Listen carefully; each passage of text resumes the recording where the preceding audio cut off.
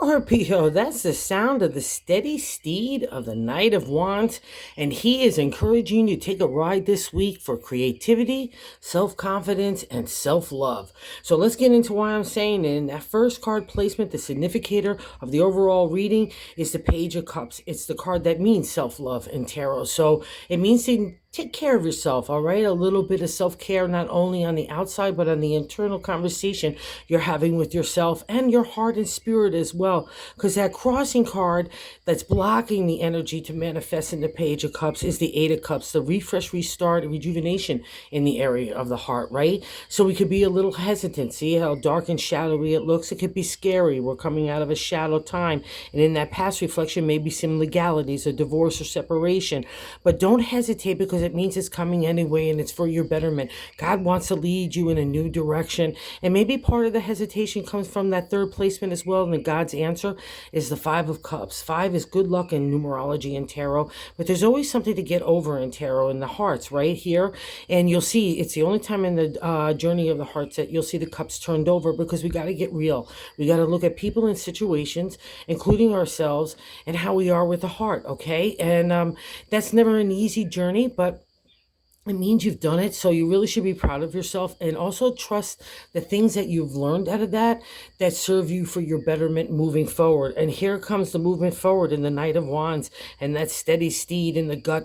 That means you really want it in that fourth placement, right? I want to take off for the creative. I want to have that self-love and that self-confidence. And again, maybe some of that damage came from the past reflection of the King of Swords.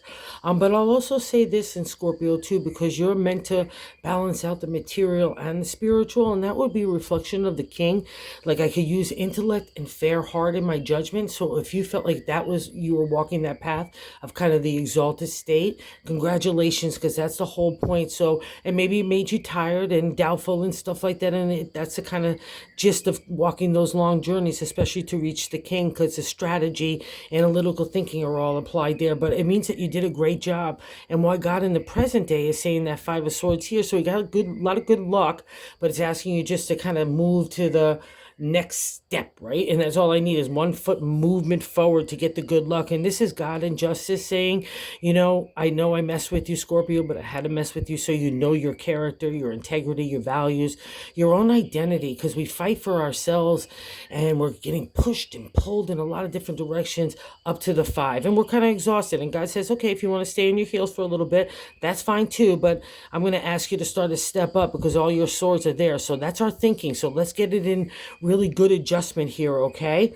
And like in the seventh, which is so beautiful, a direct extension of the page, and maybe why you feel a little tired, but the page is self-love, right? But the Hermit is a major arcana card. He's like Saint Michael to me. He's a spiritual warrior on the front lines of God and the universe, doing what's right, uncovering BS, and taking that wisdom and knowledge of the universe and sharing it with others. So that's a direct reflection of you. So if you feel like you don't have enough self-love to walk the path of the Hermit, I'm going to poo-poo that kind of thinking, because the Hermit wouldn't appear if it wasn't you, and I think about it too, it's kind of like the exalted state of Scorpio, because he runs on the edges, the fringes of traditional stuff.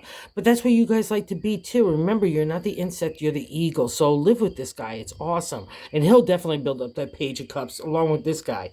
And 8 is how other people view you, the Emperor. So it's good for business and law and contracts. So maybe if you had to fight that kind of dynamic in the past, bravo to you. People look at you as getting an inner confidence in those kind of areas as well. But also to make sure that you're not in the present being bully or authoritative figure, and not in a good way, okay? If you're doing mentorship and leadership in a nice groovy kind of manner, that's all fab. But just make sure that check. That's again the duality of the Emperor. In the 9 in hopes and fears, we've got the Strength card. So we have another major arcana sitting on top of another major arcana, sitting on top of another major arcana. So the Strength card in modern day tarot, I can handle anything, right? So that may be in the hopes and that the fears as well, right?